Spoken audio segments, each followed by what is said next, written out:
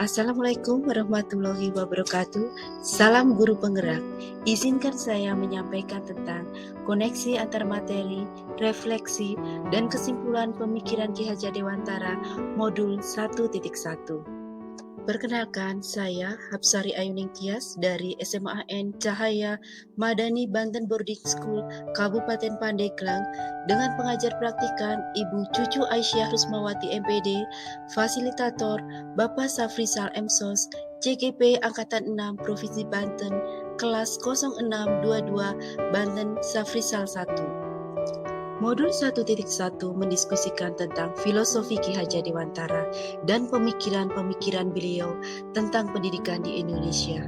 Filosofi yang sangat terkenal adalah Ing Harso Sung Tulodo, Ing Madio Mangunkarso, Tutwuri Handayani, yang mempunyai makna di depan menjadi tauladan, di tengah memberikan semangat, dan di belakang mendorong motivasi. Untuk memahami filosofi tersebut secara mendalam, maka kita perlu memahami intisari pemikiran Ki Hajar Dewantara tentang pendidikan. Salah satu intisari pemikiran Ki Hajar Dewantara adalah guru jangan hanya memberi pengetahuan yang perlu dan baik saja, tetapi harus juga mendidik si murid akan dapat mencari sendiri pengetahuan itu dan memakainya guna amal keperluan umum. Pengetahuan yang baik dan perlu itu yang manfaat untuk keperluan lahir dan batin dalam hidup bersama. Hal ini membutuhkan kecakapan dari seorang guru untuk mendidik siswa-siswinya. Dalam mendidik, menuntun, dan mengajar murid, seorang guru diharapkan mampu mengetahui dan memahami kodrat anak, yaitu kodrat alam dan kodrat zaman. Anak bagaikan selembar kertas yang sudah memiliki tulisan, namun belum nampak nyata. Tulisan yang belum nampak nyata itulah yang disebut sebagai kodrat alam, yaitu sifat dan lingkungan anak. Disinilah letak peran seorang guru sebagai pamong untuk menebalkan tulisan supaya nampak nyata dan menuntun anak supaya laku anak menuju ke arah yang baik, agar anak-anak bisa mencapai keselamatan dan kebahagiaan setinggi-tingginya supaya bisa bermanfaat bagi dirinya sendiri dan masyarakat. Seorang guru bisa digambarkan bagaikan seorang petani. Ketika seorang petani ingin menanam jagung, maka tiap-tiap biji jagung yang akan ditanam pastilah mempunyai kualitas masing-masing. Petanilah yang harus mencangkul tanah dengan telaten, memberi pupuk yang terbaik, serta memberi air yang cukup, supaya jagung dengan kualitas apapun dapat tumbuh dengan baik dan subur.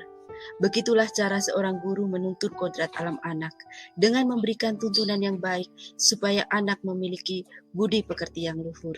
Selain kodrat alam, seorang guru juga harus mampu menuntun kodrat zaman anak.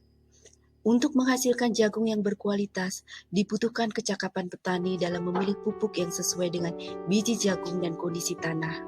Begitu juga seorang guru ketika menjadi pamong dalam memberikan materi, harus memperhatikan kodrat zaman anak. Kodrat zaman berisi tentang isi dan irama. Isi merupakan materi ajar, dan irama berisi tentang kesesuaian perkembangan zaman. Maka, ketika seorang guru ingin menebalkan laku anak, seorang guru harus menyelaraskan antara materi dan perkembangan zaman. Maka dari itu, guru yang bijak akan memberikan materi ajar yang menuntun anak menjadi pembelajar sepanjang hayat, dengan menggunakan perkembangan teknologi, namun tetap menyesuaikan dengan socio-cultural setempat atau kearifan lokal. Ki Hajar pernah menyampaikan, waspadalah terhadap barang baru, dan gunakanlah yang Indonesia punya sebagai sumber ajar. Setelah memahami tentang kodrat alam dan kodrat zaman pada diri anak, hendaknya seorang guru juga mengimplementasikan asas trikon di ruang kelas. Asas trikon merupakan buah pemikiran dari Ki Hajar Dewantara.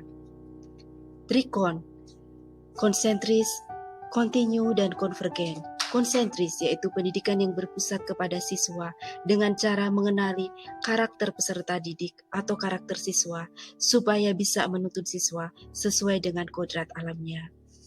Asas kontinu, pendidikan dan pengajaran harus dilakukan terus-menerus dan guru sebagai pamong harus menuntun laku mereka dengan sabar. Asas konvergen, terbuka terhadap pengetahuan dari luar dan metode dari luar, namun tetap memperhatikan kearifan lokal atau sosial budaya, supaya kodrat zaman anak bisa menjaga laku anak memiliki budi pekerti yang luhur. Setelah saya memahami intisari dari modul titik 1, maka saya akan melakukan refleksi diri dengan menjawab 3 pertanyaan pematik. Pertanyaan pertama, apa yang saya percaya tentang murid dan pembelajaran di kelas sebelum saya mempelajari modul 1.1? Dahulu saya mengenal filosofi Ki Hajar Dewantara hanya kulit arinya saja, bahwa di depan saya harus memberikan contoh, di tengah saya harus memberikan semangat, dan di belakang saya harus mendorong motivasi anak untuk belajar. Saya juga belum memahami tentang asas Rikon. Dahulu saya juga menganggap anak adalah selembar kertas kosong, dan saya mempunyai hak untuk menulis kertas tersebut. Saya juga belum mengetahui tentang konsep kodrat anak. Yang saya pahami hanya mengajarkan materi kepada anak dengan suasana gembira dan sesuai dengan kurikulum. Saya juga belum memberikan ruang untuk kearifan lokal. Pertanyaan kedua untuk refleksi diri adalah, apa yang berubah dari pemikiran atau perilaku saya setelah mempelajari modul ini? Yang pertama, saya lebih memahami filosofi Ki Hajar dan memahami cara penerapan asas Rikon, kontinu, konsentris, dan konvergen di kelas. Sekarang saya memahami bahwa anak bukanlah selembar kertas kosong, namun kertas yang sudah ada tulisannya, namun belum nampak nyata. Maka tugas saya sebagai guru dan sebagai pamong adalah menebalkan tulisan itu supaya nampak nyata. Saya juga harus menuntun laku siswa supaya memiliki budi pekerti yang luhur dengan memperhatikan kodrat alam dan kodrat zaman. Saya juga memahami bahwa metode pengajaran berdasarkan usia juga sangatlah penting. Metode tersebut adalah wiraga, wirama, dan wirasa. Pertanyaan ketiga, penerapan pemikiran Ki Hajar Dewantara di kelas. Saya sudah melakukan penerapan asas Rikon. Yang pertama adalah konsentris. Saya mengenali karakter peserta didik, mengenali latar belakang budaya anak, gaya belajar anak, dan bakat minat anak. Saya juga melakukan asesmen diagnostik kognitif dan non-kognitif. Selain itu, saya juga berupaya memberikan pertanyaan pematik untuk setiap topik guna meningkatkan motivasi belajar siswa. Saya juga mengimplementasikan proses pembelajaran student center, di mana ruang kelas lebih banyak berdiskusi dan berkolaborasi antar siswa. Saya juga melakukan pembelajaran berdiferensiasi bergantung dengan gaya belajar siswa. Langkah selanjutnya adalah saya menerapkan asas kontinu di kelas. Saya mengajak siswa berkolaborasi dalam mencari sumber belajar. Saya juga tidak hanya memberikan feedback, namun juga memberikan feed forward supaya pelajar menjadi pelajar sepanjang hayat. Melakukan remedial untuk siswa yang belum tercapai kompetensi yang diharapkan sesuai dengan level siswa. Melakukan pengayaan untuk siswa yang sudah melampaui kompetensi yang diharapkan. Melakukan refleksi bersama untuk mengetahui pemahaman siswa. Selanjutnya, asas terakhir yaitu asas konvergen, di mana saya mulai melakukan digitalisasi media ajar, menggunakan teknologi dalam proses pembelajaran, menggunakan media sosial untuk meningkatkan semangat anak dalam mengerjakan tugas, serta menggunakan kearifan lokal sebagai sumber belajar. Setelah memahami koneksi antar materi 1.1 dan melakukan refleksi diri, maka sampailah pada kesimpulan, makna pendidikan bagi Ki Hajar Dewantara tidak hanya sekedar menyampaikan ilmu pengetahuan, namun juga mengolah rasa, sehingga membentuk sebuah karsa yang memberi banyak manfaat untuk diri sendiri dan masyarakat. Niscaya, budi pekerti yang luhur dapat dibentuk.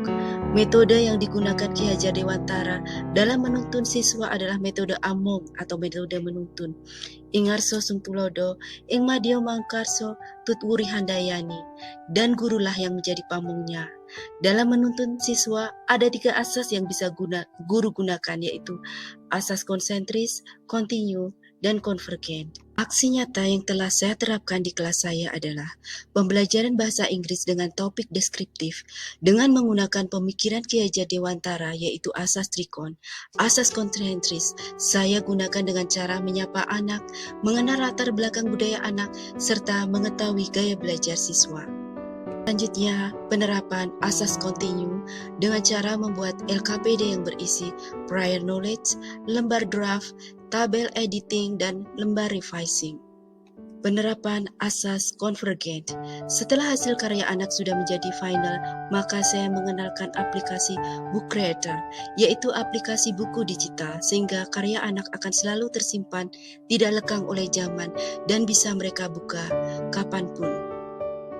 Terima kasih, itu adalah koneksi antar materi, refleksi, dan kesimpulan pada modul 1.1.